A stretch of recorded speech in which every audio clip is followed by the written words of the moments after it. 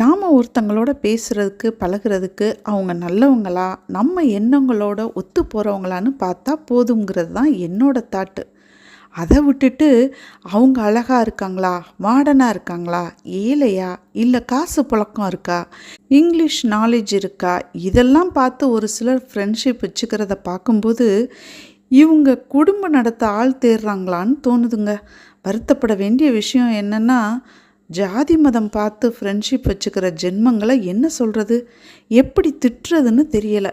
இவங்க என்ன நம்மளை ஒதுக்குறது, இவங்களை நம்ம ஒதுக்கி வச்சுட்டு போயிடணும், அதுதானே கரெக்டு. இப்படிப்பட்டவங்களோட ஃப்ரெண்ட்ஷிப் வச்சுருந்தோம்னா நாளைக்கு தவிச்ச வாய்க்கு கூட தண்ணி கொடுக்க மாட்டாங்கங்க. ஃப்ரெண்ட்ஸ், இன்றைக்கி சூப்பரான மீன் குழம்பு வச்சு செம்மையான லஞ்சு சாப்பிட்டாச்சு. தயிர், சாதம், முட்டை எல்லாம் தயாராக இருந்துச்சு. அது கொஞ்சம் வீடியோ எடுக்க மிஸ் பண்ணிட்டேன். அலியா சமைச்சு இன்றைக்கும் ஹாப்பியாக சாப்பிட்டாச்சு.